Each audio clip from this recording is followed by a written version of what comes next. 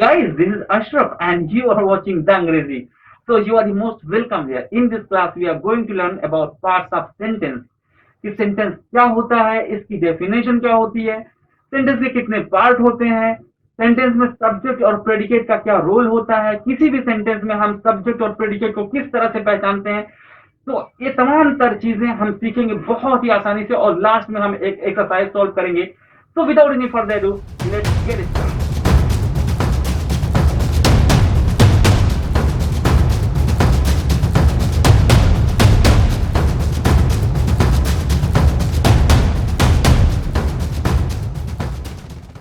तो पिछली क्लास में हमने सीखा parts of speech. Now in this class we are going to learn about parts of sentence. Okay, believe me, this is very interesting. Now sentence क्या होता है? क्या आप जानते हैं कि sentence क्या होता है? नहीं जानते तो आप जान लीजिए. A group of words that makes complete sense, that is called sentence. शब्दों का वह समूह जो कंप्लीट अर्थ देता है सेंटेंस कहलाता है. और सेंटेंस हमेशा कैपिटल लेटर से शुरू होता है और फुल स्टॉप पर खत्म होता है. ईट्स, अशु, नूडल्स, टेस्टी, ये चारों एक वर्ड है, अलग अलग वर्ड है और इनकी मीनिंग भी है. अब देखो इन वर्ड ग्रुप को एक साथ मिलाकर अगर हम पढ़ते हैं तो ईट्स, अशु, नूडल्स, टेस्टी, इसको कोई मतलब ही नहीं समझ में आ रहा है.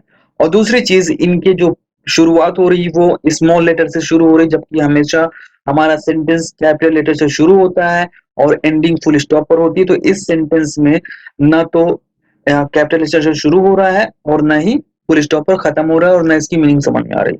अगर इन्हीं वर्ड ग्रुप को हम एक सीक्वेंस में रखते हैं तो देखते हैं हमारा सेंटेंस क्या होता है. ये सेंटेंस हमारा बना अशु ईट्स टेस्टी नूडल्स. अब इसका मतलब भी हमें समझ में आ रहा है कि अशु टेस्टी नूडल्स खाता है और उसकी शुरुआत कैपिटल लेटर से हो रही है और एंडिंग फुल स्टॉप से हो रही है. ये हमारा जो वर्ड ग्रुप है इसकी कंप्लीट मीनिंग निकल रही है. ये हमारा सेंटेंस है. ठीक है. दूसरा example, I have seen your WhatsApp message, मैंने तुम्हारा व्हाट्सएप मैसेज देख लिया है.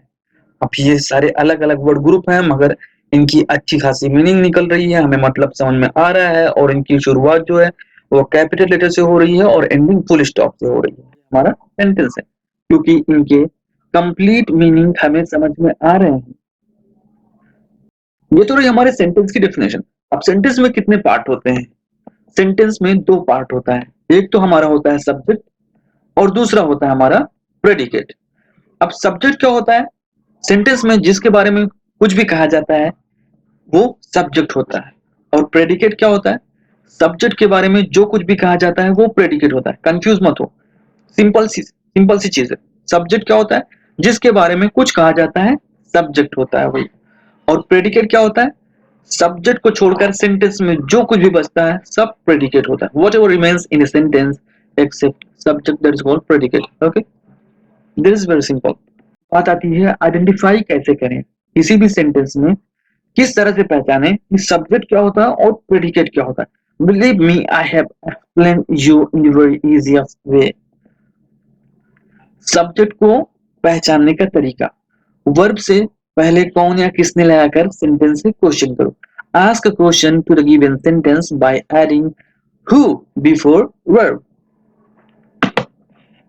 Let's see the example. Ashu eats tasty noodles. Ashu tasty noodles खाता है.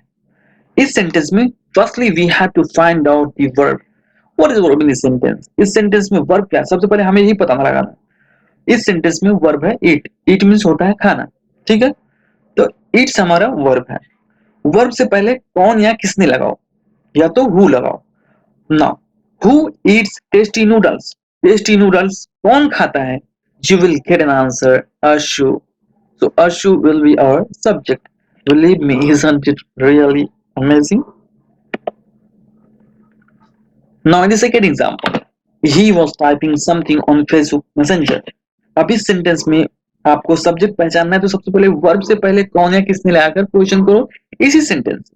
इसमें वर्ब हमारा क्या है? was एक हेल्पिंग वर्ब है. ठीक है. अब was से पहले हमें क्या लगाना है? who was typing something on Facebook Messenger. Facebook Messenger पर कौन कुछ टाइप कर रहा है? You will get an answer he. So he will be our subject. In the third example, Amit Pal just shared a photo on Instagram. Amit पाल ने अभी भी एक फोटो इंस्टाग्राम पर शेयर की है। अब हम इस सेंटेंस से क्वेश्चन करेंगे, किसने अभी अभी इंस्टाग्राम पर फोटो शेयर की? आंसर आएगा अमित पाल। तो अमित पाल हमारा क्या होगा? सब्जेक्ट होगा। Isn't it really easy?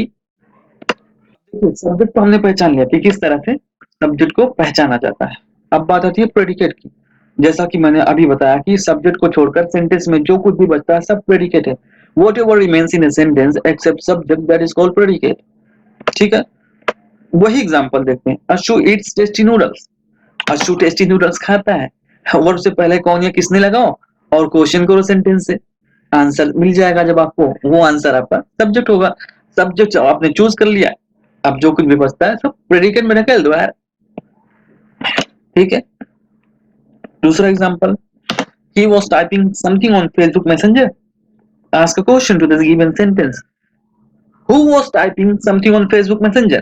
Answer आपको मिल जाएगा he। जब he मिल गया तो he आपका सब्जेक्ट हो गया। फिर उसके बाद जो कुछ भी बचता है सब प्रेडिकेट है। तीसरा एग्जांपल, वही एग्जांपल बहुत इजी, किसने? Who just shared a photo on Instagram? Answer आएगा अमित पाल। अमित पाल तुम्हारा सब्जेक्ट हो गया, बाकी जो कुछ भी बचता है सब प्रेडिकेट। तो प्रेडिकेट क्या होता है और किस तरह से पहचानते हैं किसी भी सेंटेंस में, ये हमने अच्छी तरह से बहुत आसानी से सीख लिया है। अब आइए कुछ एक्सरसाइज है, उन्हें हम सॉल्व करते हैं ताकि समझ में कंप्लीटली आ जाए। जैसे हमारा फर्स्ट एग्जांपल है, मुन्नी ईट्स एप्पल। मुन्नी सेब खाती है। इस सेंटेंस में अगर हमको पहचानना हो कि सब्जेक्ट क्या प्रेडिकेट क्या है, जस्ट सिंपली एक चीज करना है आपको, क्वेश्चन करो सेंटेंस से, हु ईट्स एप्पल? आंसर आएगा मुन्नी। तो मुन्नी हमारा सब्जेक्ट हुआ, बाकी सब्जेक्ट को छोड़कर जो कुछ भी बचता है सब प्रेडिकेट है। In the second example, the teacher taught us. Teacher ने हमें पढ़ाया। किसने हमें पढ़ाया? आंसर आएगा टीचर। द टीचर हमारा क्या हो गया? सब्जेक्ट हो गया। सब्जेक्ट को छोड़कर जो कुछ भी बचता है सब predicate. My sister sings a song. मेरी बहन गाना गाती है। Now ask a question to the given sentence, who sings a song? You will get the answer my sister. तो my sister will be subject और जो कुछ भी बचता है सब्जेक्ट को छोड़कर सब प्रेडिकेट है। एक तरीका मैं आपको और बताता हूँ, बहुत ही आसान सा तरीका है, वो आपको सारी समझना है। My sister sings a song। सबसे पहले आपको एक चीज करना कि किसी भी सेंटेंस में वर्ब को फाइंड आउट करना है। अब इसमें वर्ब क्या है? सिंग। सिंग में होता है गाना गाना। सिंग आपका एक वर्ब है, ठीक है। वर्ब के लेफ्ट साइड में जो कुछ भी है सब सब्जेक्ट होगा और वर्ब को लेकर फुल स्टॉप तक जो कुछ भी है सब प्रेडिकेट होगा। I want to read my book. मैं किताब पढ़ना चाहता हूँ, ठीक है। कौन किताब पढ़ना चाहता है? आंसर आएगा आई। आई हमारा सब्जेक्ट हुआ और want to read my book predicate. Let's see the fifth example, her brother was a famous doctor. ठीक है, दोनों तरीके से आइए इसमें हम पहचानते हैं कि सब्जेक्ट क्या प्रेडिकेट क्या। Who was a famous doctor? Answer आएगा her brother. Her brother subject हो गया, was a famous doctor predicate हो गया। ठीक है, दूसरा तरीका क्या है? Firstly, we have to find out the verb in the given sentence. So, what is the verb in the sentence? Was is the verb here. So, was एक verb है। Was के left side में क्या है? Her brother. So, her brother will be our subject. And verb को लेकर full stop तक जो कुछ भी रहता है सेंटेंस में वो प्रेडिकेट का पार्ट होता है। ये एक्सरसाइज आपके लिए है। You can take a screenshot of this and do comment in the comment box. What is subject and what is the predicate in the given sentence? You just have to comment in the comment box. उम्मीद करता हूँ आप लोग को parts of sentence completely समझ में आ गया होगा और जो मैंने एक्सरसाइज दिया है उसको सॉल्व करो। And if you do have any question so just put your question in the comment section. और हाँ, एक चीज और मैं बताना चाहता हूँ आप लोग को, अगर आपको सीखना है वोकैबुलरी तो आप हमारे इंस्टाग्राम पेज पर जाएं, वहां पर आपको बहुत ही इंटरेस्टिंग एग्जाम्पल के साथ आपको वर्ड मीनिंग मिलेगी, बहुत ही यूजफुल रहेगी जो आपके लिए। तो वीडियो को लाइक करो, शेयर करो and subscribe for more updates. Thanks for watching.